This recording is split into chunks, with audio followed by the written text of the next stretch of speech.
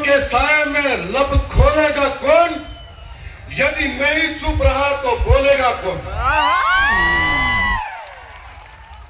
आज 33वें एकता परिषद सम्मेलन के अंदर पूरे देश के अंदर से इस धरती के वासिंदे, इस भारत के मूल मालिक, मूल बीज यहाँ पर आए हुए हैं। दाड़िया बरौर की धरती से थावरचंद डामोर की ओर से आप सबको लाख लाख जोहार। आज कई समय से इंतजार था कि आदिवासी एकता परिषद से एकता की मिसाल देखने को मिलेगी। मैं राजस्थान विधानसभा का सदस्य हूं। हमेशा जल जंगल जमीन जिसकी लड़ाई हम सब लड़ रहे हैं, और इस जल जंगल जमीन को यह आदिवासी भगवान मानता है, इनको पूजता है।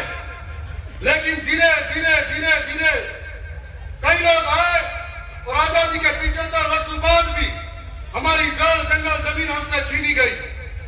विकास के नाम पे हमें विस्थापित किया गया, लेकिन हमारे लिए कब कौन खड़ा रहा, यह सोचने वाली बात है।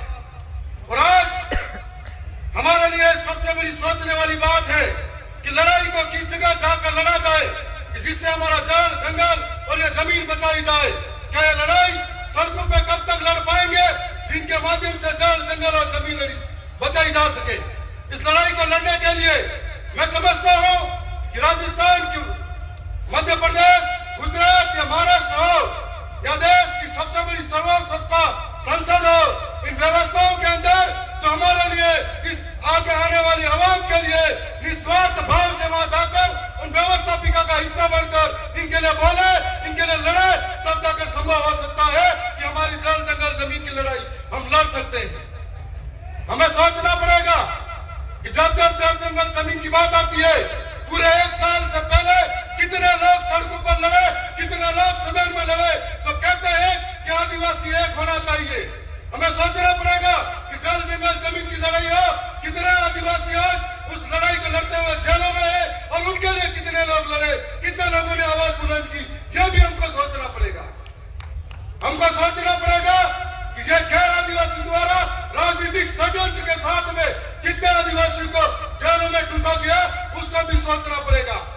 हमसे पहले हमारे यहाँ पर जनजाति अध्यक्ष जी बोल रहे थे, मैं उनकी बातों को गौर से सहमति जता रहा था और सोच रहा था क्या ये सरकारें एक पेड़ मां के नाम जब नारा देती है तो मेरे मन में आती है कि ये सरकारें क्यों न हंसदेव अभयारण्य को राजस्थान के नाम करने से बचा लेनी चाहिए। तो मेरे मन में सवाल आता है, और आज मैं उम्मीद करता हूं कि जनजाति सलाहकार समिति के हमारे अध्यक्ष हैं, मैं एक उम्मीद करता हूं कि जब तक हमारे लोग ट्राइबल एडवाइजर कमेटी के अंदर अध्यक्ष नहीं बनेंगे, तब तक हमारे अंदर हमारे लोगों के लिए विकास की भावना पैदा नहीं होगी। आज जो महाराष्ट्र, मध्य प्रदेश, गुजरात और राजस्थान का हिस्सा है, इनके अंदर ऐसे लोग जो ट्राइबल एडवाइजर काउंसिल के अंदर अध्यक्ष बन के बैठे हैं, जिनको मालूम नहीं है कि आदिवासियों की संस्कृति क्या है, इनकी परंपरा क्या है, इनके रीति रिवाज क्या है। यदि उनको नहीं पता है तो कैसे वो संभव होगा कि आदिवासियों के ऊपर आदिवासियों की सुरक्षा की नीतियां लागू कर पाएंगे। और ट्राइबल एडवाइजर कमेटी के साथ साथ ट्राइबल सब प्लान एरिया के अंदर जो करोड़ों का बजट आता है, यदि वो आदिवासियों के अंदर खर्च नहीं होगा तो कैसे संभव होगा? आदिवासियों का कुपोषण रुकेगा, आदिवासियों का विस्थापन रुकेगा, आदिवासियों के जल जंगल जमीन रुकेंगे। इसके लिए आज हम लोग 4 राज्यों से आए। हमसे पहले विजय जी एक बोले थे गुजरात से कि हमको बिल प्रदेश चाहिए। मैं भी कहता हूं यदि बिल प्रदेश होगा तो ऐसे जो रेस में दौड़ने वाले घोड़े नहीं, रेस में दौड़ने वाले घोड़े निकलेंगे, बारातों में नाचने वाले घोड़े नहीं निकलेंगे। और इसके लिए हमें वो बिल चाहिए जो जिस समाज के सर्टिफिकेट से आगे बढ़कर जाता है, उस समाज के लिए हक हुकूक की बात को और हक हुकूक की बात को चाहे सरकारें कौन सी भी हो, उनके अंदर हाथ से हाथ मिलाकर बोले, न कि सत्ता के साथ में हाथ से हाथ कर बोले। और ऐसे ही हमें सोचना पड़ेगा कि हमारी लड़ाई को अंत तक कौन ले जा सकता है। आज पिछले 1 साल के अंदर हमें दुख होता है कि कितने आदिवासी जेलों के अंदर हैं। आज हमारे यहाँ पर जो अध्यक्ष महोदय आए हैं, हम उनसे उम्मीद करते हैं कि जितने भी आदिवासी जेलों के अंदर है जो राजनीतिक षड्यंत्र से हो उन्हें बाहर निकालने का प्रयास किया जाए ताकि वो जंगल की लड़ाई, जमीन की लड़ाई लड़ सके। और उम्मीद करता हूं कि 1931 के अंदर जो आदिवासियों को सेपरेट धर्म कॉलम कोड मिला था, जिसकी बात हम सुबह से कर रहे हैं कि हमारी संस्कृति अलग है, हमारी परंपरा अलग है, हमारी बोली भाषा अलग है। यदि 1931 के अंदर वो धर्म कॉलम कोड मिला था, 1961 में आकर हमारा बदल दिया गया, अब हमारी पहचान बिखर गई।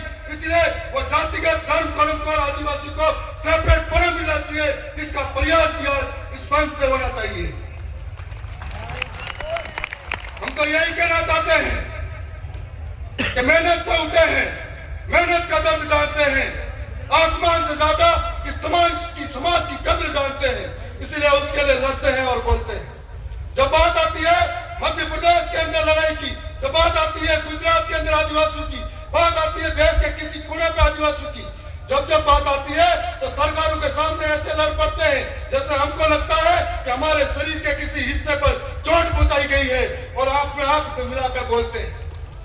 और आज आपके सामने हमें जो ये अवसर मिला है, मैं थावर चंद डामोर आपके बीच में ये बात करना चाहता हूं कि मुझे राजस्थान विधानसभा का हिस्सा हूं। जब आदिवासियों के जुल्म पर बात आई, जब आदिवासियों के अत्याचार पर बात आई, जब किसी के शोषण की बात आई, तो सबसे पहले अब मैं आगे खड़ा मिलूंगा, आपसे वादा करके जा रहा हूं।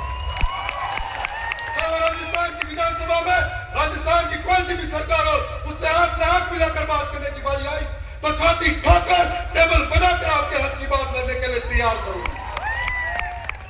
मैं आपसे यही कहना चाहूंगा, हम बोलते हैं एक तीर एक कमान, आदिवासी एक समान, तो ये आदिवासी एक समान जब आदिवासियों की बारी आती है लड़ने की, तब क्यों बिखर जाते हैं, तब क्यों दुश्मनों के खेमों में नजर आते हैं। और ऐसा कहते हैं कि हम जल जंगल की लड़ाई लड़ते लड़ते अब कौन सी लड़ाई लड़ने लगे। और मध्य प्रदेश के अंदर तो ऐसा लगता है कि जल जंगल की लड़ाई लड़ते लड़ते वर्चस्व की लड़ाई लड़ने लग गए हो।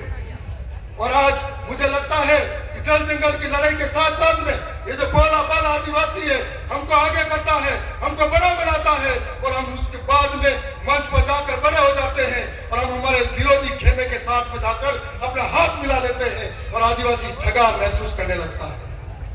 अब हमको ये सोचना पड़ेगा कि कौन हमारे सुख में काम आएगा, कौन हमारे दुख में लड़ेगा, कौन हमारे अधिकारों की बात करेगा, कौन हमारे लिए लड़ने के लिए तैयार खड़ा है, उसकी पहचान करनी पड़ेगी। आदिवासी बोलने से आदिवासी के अंदर वो भावना आने वाली बात नहीं। मैं बोला बहुत बहुत धन्यवाद करता हूं। मैं कहना चाहूंगा कि आवाज अपनी दूर तरफ छोड़ जाऊंगा, खामोशी की बेमौत गवारों ने मुझे शीशाओं में टूट भी गया तो अपनी खनक छोड़ जाऊंगा। धन्यवाद।